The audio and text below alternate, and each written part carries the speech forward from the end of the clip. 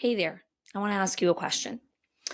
How many times in the last year have you said the following sentence? I've told them so many times. I've told them 5 times, 10 times. How many times have you said that? Probably more times than you can count. And yet, nothing's changed. So now you're here and you're either thinking about firing the person or you're quietly thinking, I keep hiring the wrong people. But I actually wonder if it's not about hiring or firing, but it's actually what happens at week 3 after you hire the person.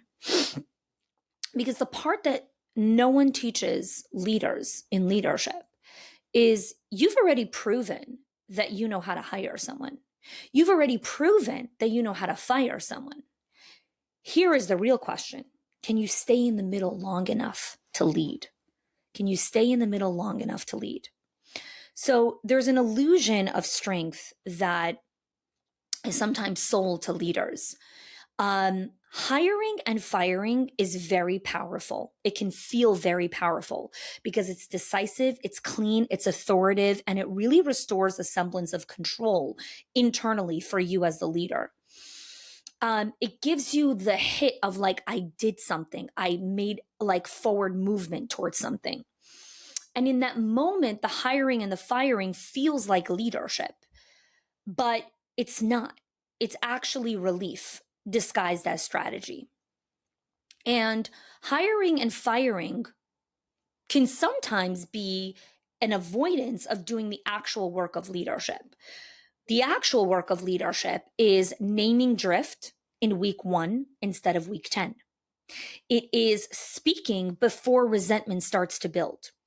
It is correcting behavior without humiliating the person. It's following through within 48 hours instead of 48 months. And that's much harder because that requires you to stay uncomfortable and be in the relationship when the other person's humanity keeps showing up. And most of us would rather replace someone than do the uncomfortable work of staying in the relationship with them. I know I've done it. I've done it many times. I've done it more than 2 or 3 or even 5 times. It is easier to replace someone than it is to stay in the relationship. So, many years ago, probably almost a decade ago, like when I first started Schools of Excellence, I had someone on the team, super capable, really brilliant, was on board with the mission very, very quickly. Just a really great all-round leader. And things started slipping like about a week 6. And I didn't know this concept of drift at the time. Drift is something that I discovered about 2 years ago when I really was like in knee deep in writing this book, This Can't Be Normal. And so things started slipping. Like she would forget to update me on something. She would miss a deadline by like a few hours, sometimes a few days. She would show up 5 or 10 minutes late to some of our meetings. And every single time I had a choice. I could either name it or I could let it slide. And I always chose let it slide. Because lots of reasons, but mainly because I didn't want to be that boss. I didn't want to be that leader. And I would tell myself all of these things that I thought were leadership, but were not leadership. Okay. I would tell myself, I don't want to micromanage. And I hear this from leaders all the time, which basically means I don't want to be uncomfortable naming what I see. I don't want to micromanage is code word for I don't want to actually have to visibly state that I see that this person is slipping from the standard. Another thing I would tell myself is like, she's really great and getting results in all these other areas, which basically meant I'm letting one strength excuse a different leadership gap. No, just because you're amazing in one area, it doesn't mean I let other standards slide. It could mean that I need to rescope your role so those standards are no longer part of your role. But if this is your role, then you need to honor those standards. And being amazing in one area doesn't excuse you from not showing up in other areas. Sit with that. That's hard to sit with because we tell ourselves all kinds of stories and then it gets rewarded at leadership conferences of like, well, they're amazing at that, so it's okay that they're not good at that. You know, everyone can't be amazing at everything. This is not about everyone can't be amazing at everything. It's what are the standards? If the standard is that this is the thing, that everyone comes on time, then that's the standard. Or is it the standard that the person who is the opener needs to come on time? But if you're not an opener, then you're allowed to come 10 minutes late. Okay, well, then change the standard. Or is it, no, regardless of who opens the building, everyone needs to be on time for the start of their shift. Maybe you change the person's start time for that shift, but it's not, oh, I just keep tolerating it because she's good at other things. That's how resentment gets built. That's how resentment gets built, because you're like, I'm just closing my eyes. No. Are you consciously choosing that is not the standard? I would say things like, she should know that this is important. She should understand this by now. She should get it by now, which basically meant, I think that hints are good enough. I think that hints and, quiet reminders and could you just please take care of it? I think that that's what leadership is. And it's not. That's not what leadership is. All of those things are a form of avoidance that I just use, really professional leadership vernacular to protect myself from. And every time she would miss something, I would absorb it. I would cover for her. I would remind her again. I never named it. And the thing that's really difficult to sit with is that there are so many phrases that we have normalized as leadership. That's why I wrote my book, This Can't Be Normal, What to Do When Success Starts to Feel Like Survival. We have normalized certain terms and certain approaches to leadership that are not actually leadership. They're avoidance. They're all kinds of other things. Avoidance is just one component. But we've normalized certain things and then we're like, oh, this is just what leadership is. Like, you just repeat yourself all the time. No, that's not what leadership is. That's emotional labor all day long. That's not leadership, repeating yourself all day long. So I'm going to give you a couple of examples of what the industry and really just in general, it's not just school leadership. I think a lot of industries hold this, but again, for the context of this podcast is about school leadership, where we've normalized certain leadership phrases or certain approaches to leadership, but they're not leadership. Okay. So one is, I've told them so many times. That's not leadership. I've told them so many times. What that actually means, what you actually did is, I mentioned it vaguely. I gave a lot of hints. I brought it up in a staff meeting without telling them directly. I said, we all need to work on this, right? I was collaborative. I was like, we all need to work on this. Instead of saying, you need to specifically correct this behavior. This pattern needs to change. That's not leadership. That's hoping that someone will read your mind. And here's the thing. Wanting someone to read your mind is a survival signal. It's a signal that you are exhausted and you are carrying more than one person is supposed to carry, because little kids want someone to read their mind, right? Babies, they cry and then it's like, oh, mama has to figure it out. Okay, that's what we do in infancy and toddlerhood. In adulthood, we don't expect other adults to read our mind. We name our needs clearly. We name the standards. When you find yourself in that trap of saying, I just want someone to read my mind, it's survival. It's a signal that you are carrying more than you're supposed to carry. You are exhausted by the invisible weight of leadership. That's what I write about in chapter 1 of my book. The invisible weight of leadership. Chapter 1 of This Can't Be Normal names this, because you have to understand what you're carrying. When you want someone to read your mind, it is a signal that you are exhausted and tired from carrying all the invisible weight of leadership. Okay, here's another example. We say things like, I'm being patient with their growth journey. What you're actually saying is, I'm avoiding the conversation because I don't want them to be upset with me. And I don't know what happens on the other side of this. What if I have the conversation and they leave me? Then I'll be alone. Yeah, but you're already alone. You're alone with all the invisible weight of leadership, but you're not physically alone. The person's in the building there, but you're doing all of their work right now. They're doing like 5% or 10% of it. You're doing 90% of it. And you're like, well, I don't want to lose them because then I'll have to do the 100%. Patience has a timeline, guys. It eventually will run out. You will resent it. You will explode. You will end up firing them. They will badmouth your reputation. They will do a takedown campaign or a legal or take you to court or do all kinds of other stuff. Not addressing it never ends well for you. It never ends well for you. While you're going through it, you're ready to pay that cost because it's so uncomfortable. It never ends well for you. Check-in rhythms are actually the things that help you return to the standard. Again, chapter 3 of my book, This Can't Be Normal. So Another thing that we say often that we think is leadership is, I want to coach my team. I don't want to manage my team. I want to coach my team. And so we ask a lot of questions instead of giving clear directions. And what we need to understand is that coaching without clear leadership guidelines is just therapy. Insight alone doesn't move a person to take action. They have to actually be aware of their behavior, because inside of like, oh yeah, I really understand. Okay, I'm going to do something different. Okay, your word doesn't mean anything. At this point, I've been talking to you for 6 months. Your words actually mean shit. They don't mean anything. Your actions will tell me if you actually mean it. So when we say things like, well, I'm just going to coach them. Okay, are you coaching them to new behavior? Or are you coaching them to all different kinds of insight? Esther Perel calls therapy one-on-one navel gazing. Like, okay, so I'm looking at myself and I'm understanding my triggers.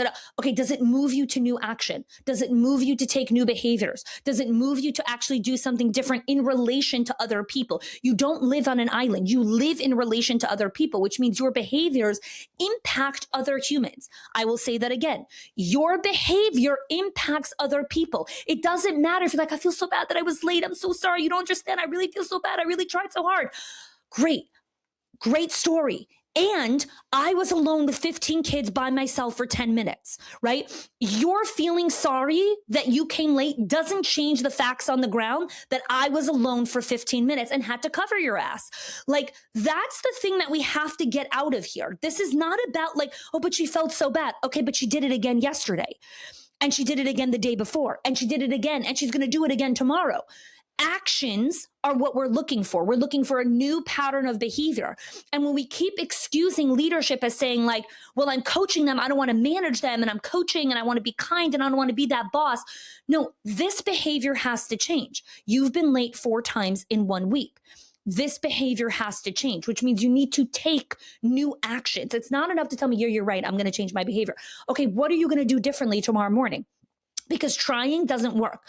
What are you actually going to do differently? Are you setting your alarm clock for 5 minutes earlier? Are you taking an earlier train? Are you going to get into an earlier carpool? Are you making your coffee the night before? Are you packing your lunch the night before? Are you preparing your clothing the night before? Do you have cleaning help in the morning that's going to help you as another pair of hands?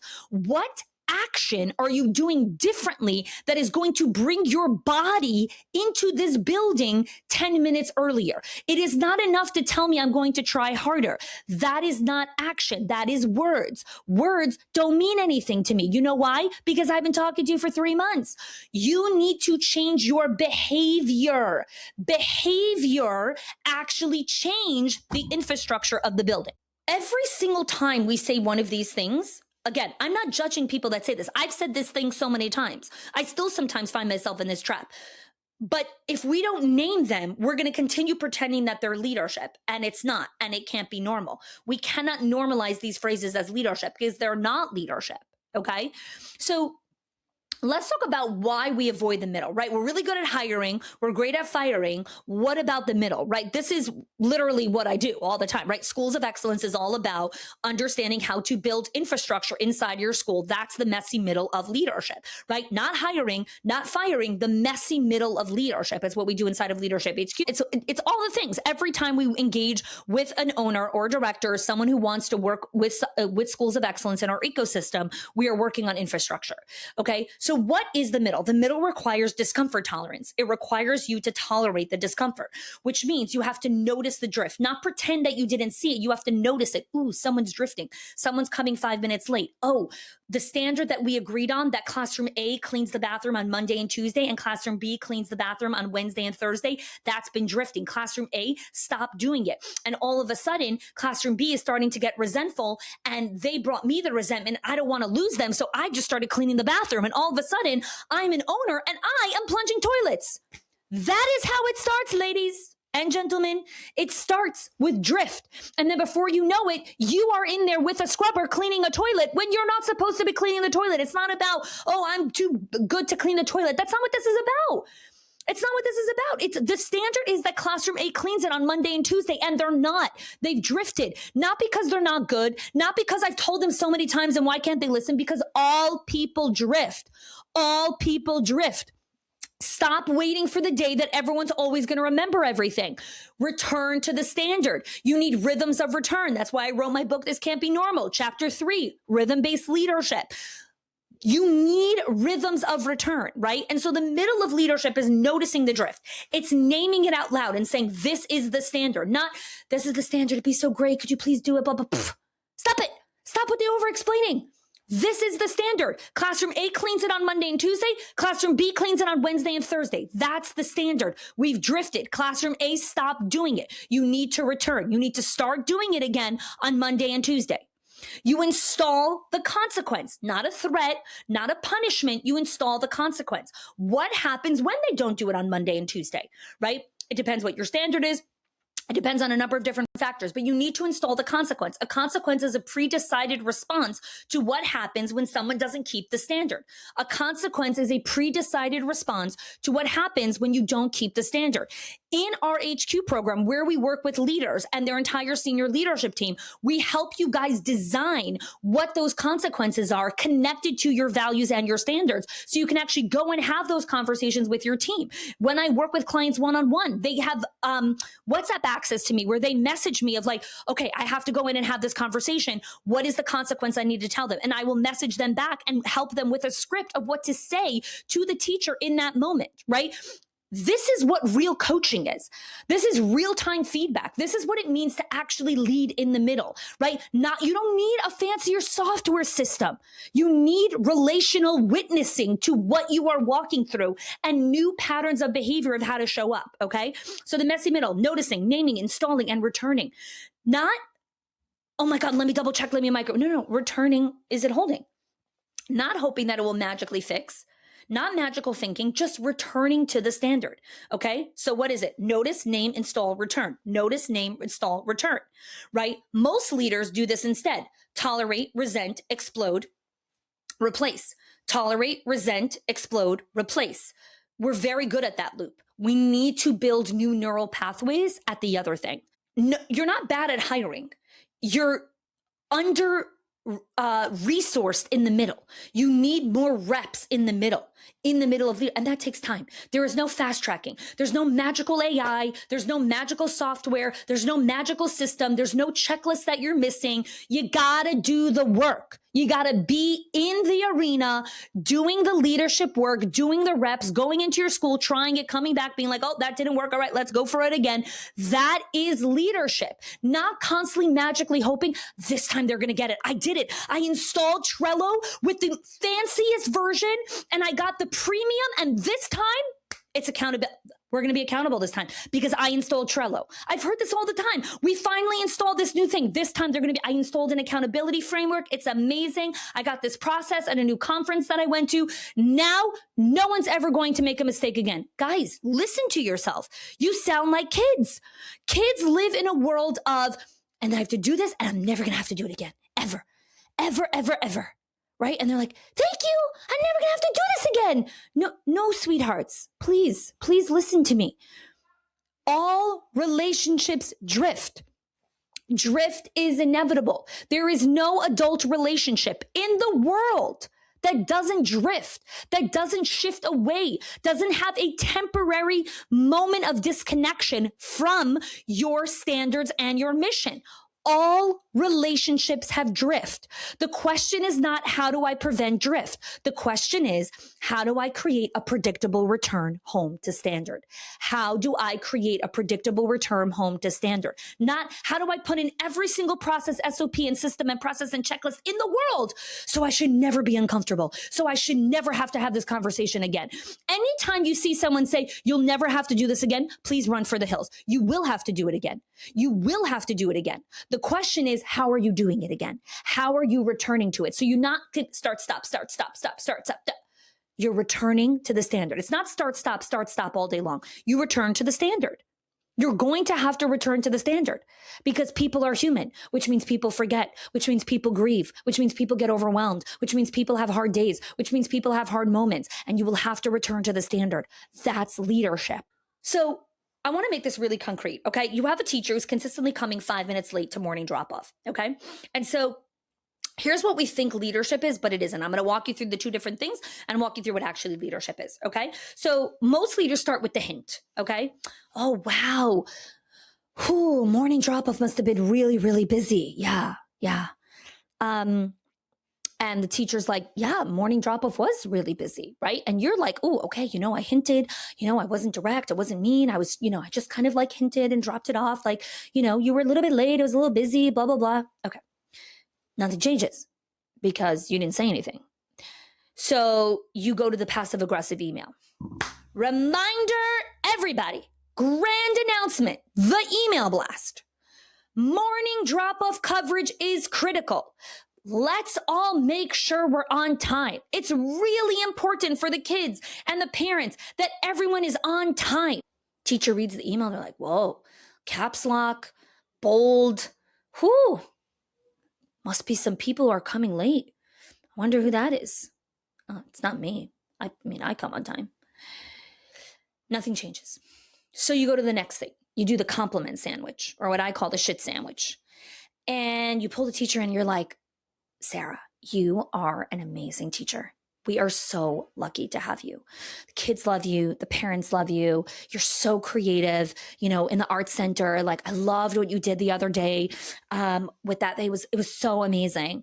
And I just want to mention, could you try to come a little bit earlier? Just by a couple minutes, but seriously, you're amazing. You're doing everything amazing. Everything you're doing is so great. The teachers and everyone loves you. You're so great. Just try to come a little bit early. Okay. But you're really, really, really amazing. Great. Huh.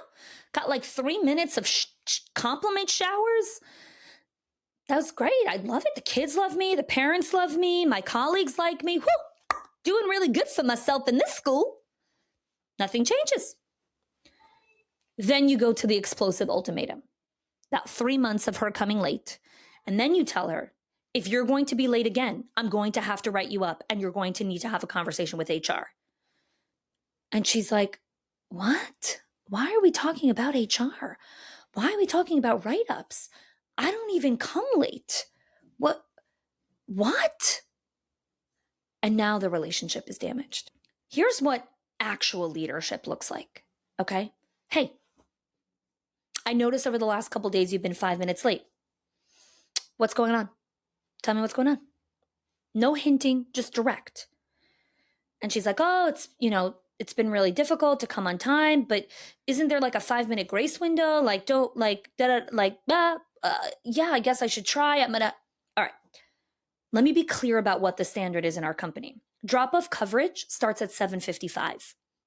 Which means that you need to be in the room ready to receive children at 7:55. That's the standard, which means you need to figure out what are all the things that you would need to do in order to be ready to greet children at 7:55. Can you commit to meeting that standard every single day, Monday through Friday, every day that you're here in your shift? And she says, yeah, I will be here at 7:55. Okay. She's late again the following day. And then you bring her in and you say, okay, on Friday, we spoke about this. Today, you came to work at 8:05. What are new behaviors that you're going to be taking that are going to actually ensure that you're here on time? Well, I'm going to try this, blah, blah. No. When you keep coming late, what that signals to me is that you keep doing the same thing in the morning, hoping that today's going to be different. We can't hope today's going to be different. We have to take a new action to make something different because that changes the pattern. Right now, you're in a pattern. The pattern is whatever you do in the morning, that pattern brings you to work at 8:05. We need a pattern of behavior that brings you to work ready to receive children at 7:55 because that's the standard. So I want to invite you to look at your morning routine. I'm happy to support you through that and look at what needs to change in your morning routine. It could be you have to make coffee earlier. Could mean you have to set your alarm for earlier. Could mean you have to set up your kids' clothes earlier or the night before. Whatever it is, you need to take new actions because that will create new behaviors inside of the school. Okay? Now we're having a different conversation. Okay? So she's like, okay, fine. I'm going to do stuff. Okay. She does some new stuff. She starts coming on time and then she slips again. Okay. I'm happy to see that you started coming on time and you compliment her for that, right? And you compliment her right away. You don't wait for this moment that you're having the conversation with her. And I notice that you're drifting again, which means we need to relook at your schedule again and see what else needs to shift in your morning routine to get you here on time. Because what you did for the last 3 days that got you here on time worked for 3 days, but it probably means you were white knuckling it. It probably means that you were working through sheer willpower and it wasn't something that you can sustain given the fact that, again, we're on day 4 and it's broken again. So I want to invite you to think about your morning routine from an sustainable way. What can you actually do every single day that will bring you here ready to receive children at 7:55? Because something structurally needs to change about your morning routine, not anecdotally, not I'm going to try harder, not I'm going to white knuckle it. Something structurally needs to change about the way you're coming here in order for you to come here every single day ready to greet children at 7:55, because that's the company's standard, which means in your role, this needs to happen non-negotiable. That's the middle. That's leadership. It's not one dramatic conversation. Those were micro returns without resentment in real time. She noticed, she named, she installed, she returned. I had a conversation with a different owner that I was working with one-on-one. And she was going through something difficult with the team. And she's like, well, I shouldn't have to tell them that. I'm like, why? Why do you think you shouldn't have to tell them that? And she's like, because I already told them. I'm like, no, that's your ego talking. That's your ego talking. I shouldn't have to tell them that. Leadership is, I understand that I can't just say something once. I understand that I need to name the standard and create the predictable return, which is the rhythm of how we return to the standard, right?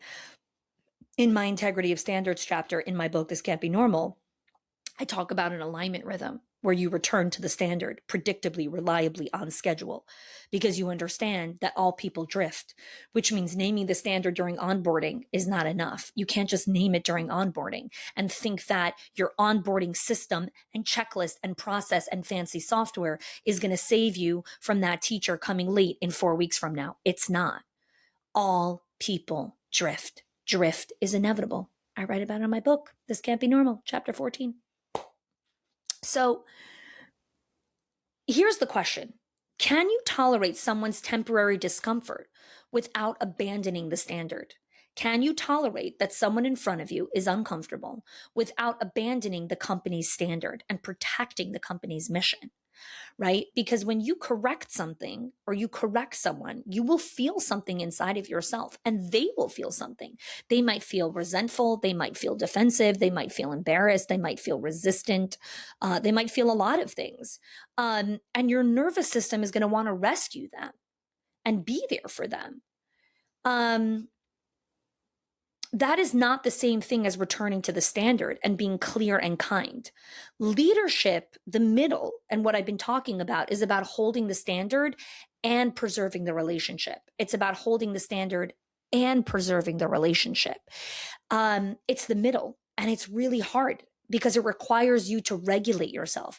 It requires you to witness someone else's dysregulation and not get swept up into it.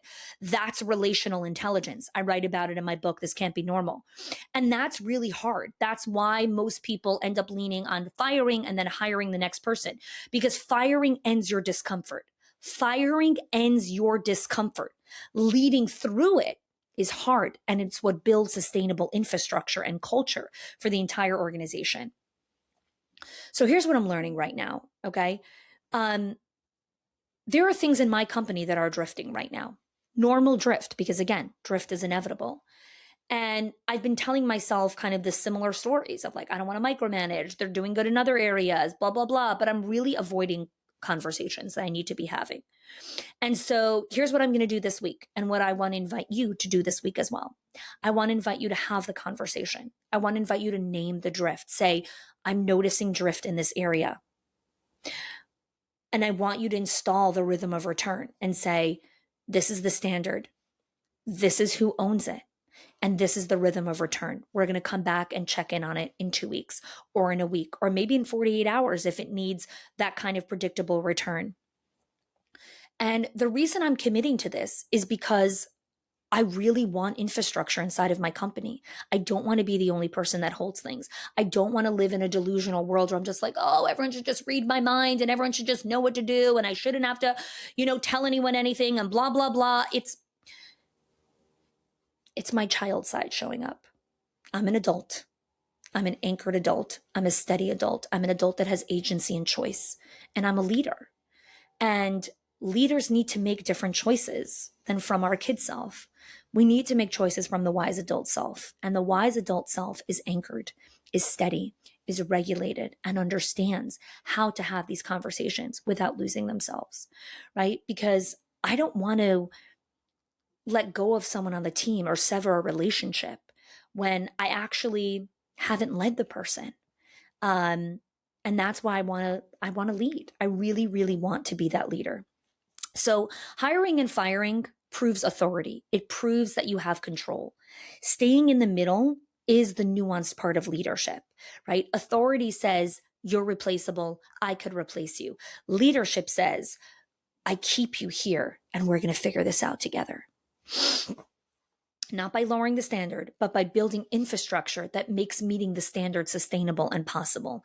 And that's what rhythm-based leadership is. That's why I wrote my book, This Can't Be Normal. It's why I created School Leadership HQ, which is a container where we work with leaders, owners, and their senior leadership team on how to build infrastructure, standards, ownership, rhythm, guardrail, consequences inside of their center so they can have actual infrastructure. Because here's the thing that we need to understand. Turnover is not inevitable, right? Obviously, there will be some people that will turn over, and people that will leave or whatever it is, or people you'll have to fire. But we want to make sure that it's not a symptom of missing infrastructure. And if you're looking for an ongoing container of leadership where you can build this across the entire organization, then I invite you to apply for our School Leadership HQ. You could talk to myself, someone from our team. And as I close out today's conversation, I want to leave you with this. Leadership is hard, but it doesn't have to feel like survival. It doesn't need to feel lonely and heavy. It doesn't. We've normalized that it's lonely and it's hard and that can't be normal. The reason why it's lonely and heavy is because of the invisible weight of leadership, because we're the only ones that notice. We're the only ones that see things. We're the only ones that track the drift. But when you could create infrastructure with shared partnership and ownership, standards that hold the entire school, rhythms that bring everyone home, it doesn't have to feel that way. It doesn't have to be that feeling of success that feels like survival. So if you have not gotten my book yet, This Can't Be Normal, go to thiscan'tbenormal.com and get your copy. It is available worldwide wherever books are sold. So you could check that out. And if you're looking for further deeper work, click the link in the show notes. And I look forward to connecting with you or a member from our team.